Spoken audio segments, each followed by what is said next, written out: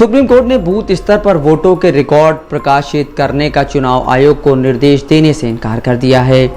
चुनाव सुधार पर काम करने वाले एक गैर सरकारी संगठन एडीआर की याचिका में चुनाव आयोग को फॉर्म 87 यानी बूथ पर डाले गए वोटों की संख्या का डेटा प्रकाशित करने का निर्देश देने की मांग की गई थी। सुप्रीम कोर्ट ने यह कहते हुए याचिका खारिज कर दी कि चुनाव के बीच में चुनाव आयोग के लिए मैन पावर यानी जनशक्ति जुटाना मुश्किल होगा। जस्टिस दीपांकर दत्ता और जस्टिस सतीश चंद्र शर्मा की अवकाश पीठ ने कहा कि वह इस स्तर पर ऐसा कोई निर्देश जारी नहीं कर सकती और मामले को अवकाश के बाद उचित पीठ के समक्ष सूचीबद्ध कर दिया, यानी याचिका को आगे के लिए टाल दिया गया है।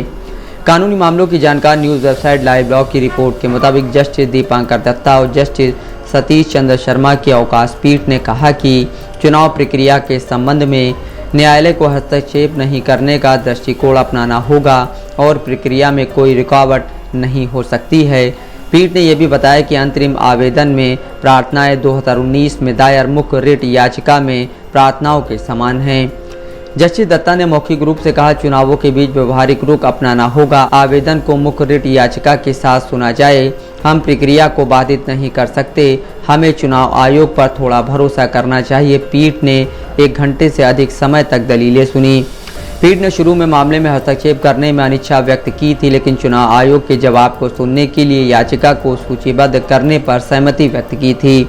NGO association for democratic reforms and common cause की याचिका में चुनाव आयोग को फॉर्म 87 की स्कैन की गई प्रतियां अपलोड करने का निर्देश देने की मांग की गई है, जो एक बूथ पर डाले गए वोटों की संख्या दर्ज करता है। इससे पहले सुप्रीम कोर्ट ने 17 मई को नोटिस जारी कर चुनाव आयोग को हलफनामा दाखिल करने के लिए कहा था। 2 दिन पहले ही दिए गए अपने हलफनामे में चुनाव आयोग ने सुप्रीम कोर्ट से कहा था कि इसकी वेबसाइट पर मतदान की संख्या बताने वाले फॉर्म 87 को अपलोड करने से गड़बड़ियां हो सकती हैं। इसने बुधवार को सुप्रीम कोर्ट से कहा था कि इमेज के साथ छेड़छाड़ की संभावना है और चिंता जताई है कि इससे अविश्वास पैदा हो सकता है। चुनाव आयोग ने कहा था, फॉर्म 87 का संपूर्ण खुलासा पूरे चुनावी माहौल को खराब करने और बिगाड़ने का कारण बन सकता है। फिलहाल मूल फॉर्म 87 केवल स्ट्रांग रूम में उपलब्ध है और इसकी एक प्रति केवल मतदान एजेंटों के पास है जिनके हस्ताक्षर हैं। इसलिए प्रत्येक फॉर्म 87 और उसके धारक के बीच संबंध है। वेबसाइट पर अंधाधुंध खुलासे करने से इमेज के साथ छेड़छाड़ की संभावना बढ़ जाती है। चुनाव आयोग ने यह भी कहा था कि नियमों के मुताबिक फॉर्म 87 केवल पोलिंग एजेंट को देना होगा। नियम किसी अन्य इकाई को फॉर्म 87 देने की अनुमति नहीं देते हैं। नियमों के तहत जनता के सामने फॉर्म 87 का सामान्य खुलासा करने पर विचार नहीं किया गया है। पिछले कुछ हफ्तों में कांग्रेस, सीपीएम और तृणमूल कांग्रेस सहित विपक्षी दलों ने अंतिम मतदान प्रतिशत जारी करने में देरी और प्रत्येक संसदीय क्षेत्र में मतदाताओं की कुल संख्या प्रकाशित करने के लिए चुनाव आयोग को पत्र लिखा है।